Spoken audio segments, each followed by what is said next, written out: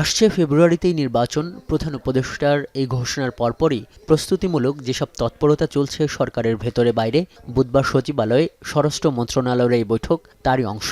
Preparation সব শুরু হয়ে গেল, ওইটার এই ধারাবাহিকতায় আমাদের ছিল আজকের এই মিটিংটা। স্বরাষ্ট্র উপদেষ্টার সভাপতিত্বে এই বৈঠকে অংশ নিতে দেখা যায় বিভিন্ন সংস্থা ও বাহিনীর শীর্ষ কর্তাদের, ছিলেন বিভিন্ন মন্ত্রণালয়ের সচিব সহ সংশ্লিষ্ট কর্মকর্তারা।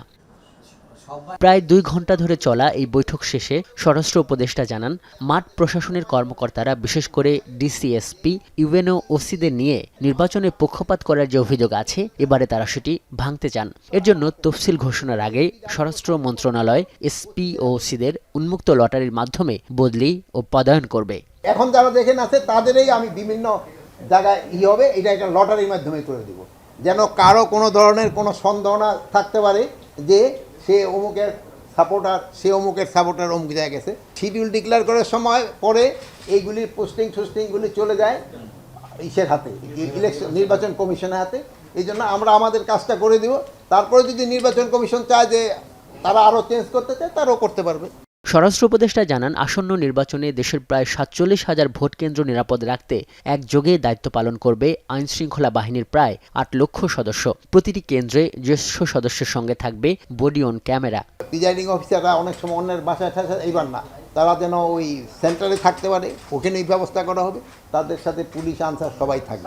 আমরা আমাদের সর্বোচ্চ চেষ্টা করে দেব এবং আপনাদের সহযোগিতা পেলে আমার মনে হয় কোনো ধরনের কোনো সমস্যা হবে না। আল্লাহ দিলে নির্বাচন খুব ভালোভাবে হয়ে যাবে। এর আগে সকালে ক্রয় সংক্রান্ত কমিটির বৈঠকে অর্থ উপদেষ্টা জানান, আগামী নির্বাচনের জন্য নির্বাচন কমিশন বাজেট দিলে সেই অনুযায়ী অর্থ বরাদ্দ দেওয়া হবে। নির্বাচনে বিভিন্ন জায়গায় আপনার প্রস্তুতি নেবে, যেমন পুলিশের জন্য নতুন কিছু কিছু পুলিশ রিক্রুটার আপনারা জানেন, বিজিবি, বিভিন্ন ল অ্যান্ড অর্ডারের জন্য, অন্যান্য লজিস্টিকের জন্য এগুলো করা হচ্ছে। প্রশ্নের উত্তরে অর্থ উপদেষ্টা আরও জানান, মার্কিন যুক্তরাষ্ট্রের আরোপিত শুল্ক আরও কমানোর জন্য দেশটির সঙ্গে আলোচনা অব্যাহত রাখবে অন্তর্বর্তী সরকার। না, একটু এলে বেটার হতো ডেফিনেটলি, তবে যেটা ওরা করেছে মোটামুটি কিছুটা স্বস্তির জায়গা। আজহার লিমন, এখন, ঢাকা। শাইনি চুলে এখন হবে সব হেয়ারস্টাইল। সিল্কোর দ্বিগুণ শাইনি চুল প্রতিদিন।